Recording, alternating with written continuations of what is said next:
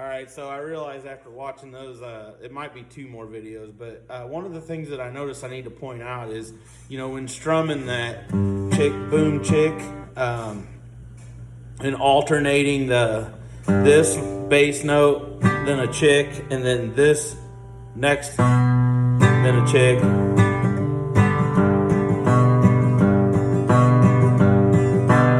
Well, on the G chord, I'm hitting these top two strings. But on a C chord, your C, so on a G, this right here, your third fret up here is your G note, actually. So that's the bass note of the G chord. And so I'm hitting this one and then this one.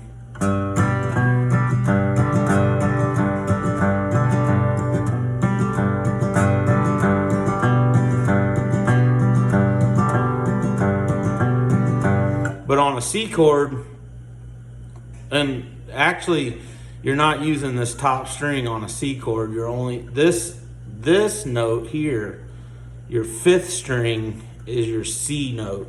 That's your bass note in your C chord. So when if you're gonna try and alternate your bass string, it's gonna be your fifth string and fourth string.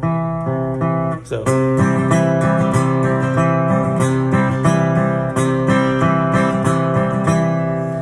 right, and then on your D, this fourth string, fourth from the bottom, is your D string. I'm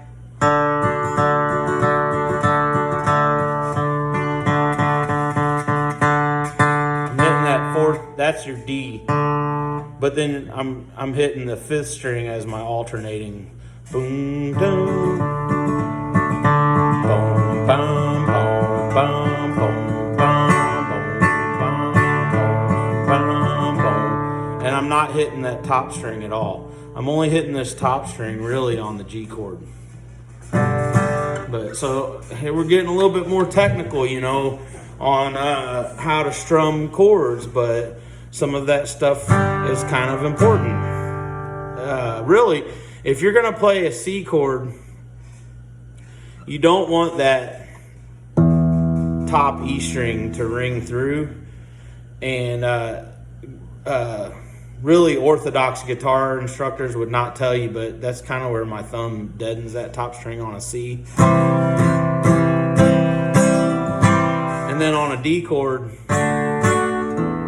you're not putting that top E string in. Now I'm getting a little technical here, but then on a G, I'm playing that top string.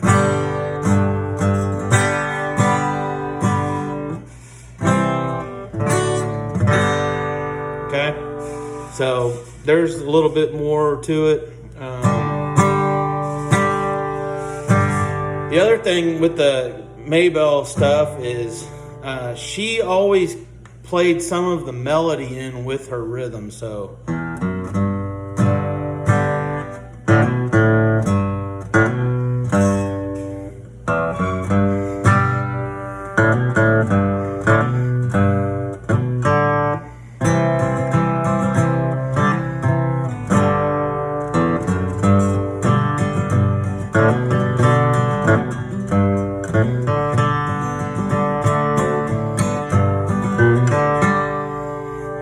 that's one of the things that you've probably heard me do, and that is legitimately bluegrass style stuff.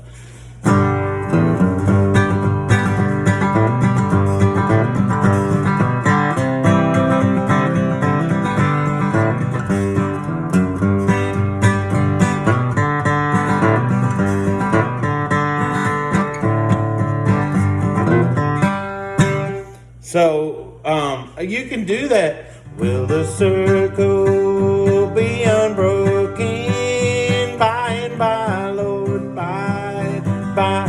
Now there I'm just doing a little bit of boom, chick, boom, chick, boom, chick, boom, chick. But when you add in that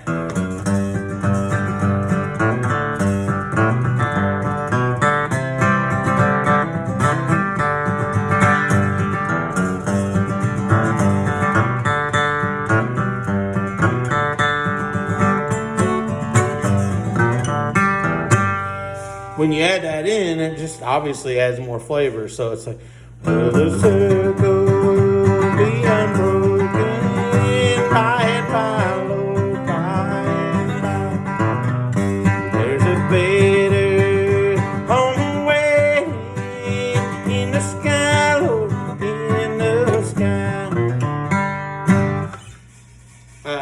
That last little part is on almost every bluegrass song you've ever heard. Is called a G run.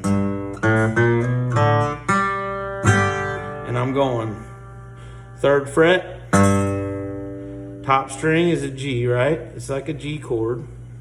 And then would be the 5th string, open. 1st fret, 2nd fret, 4th string, open, and then 3rd string, the G string, open. So, and you got to learn the timing. It takes tons of practice, but as you're coming off the D chord back to the G at the end of a round,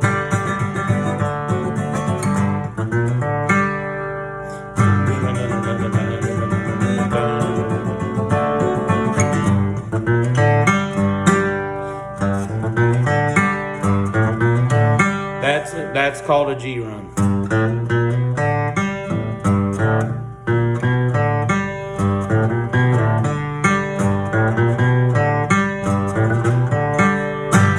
What that G run does is it tells everybody that's jamming, everyone that's playing together in the band,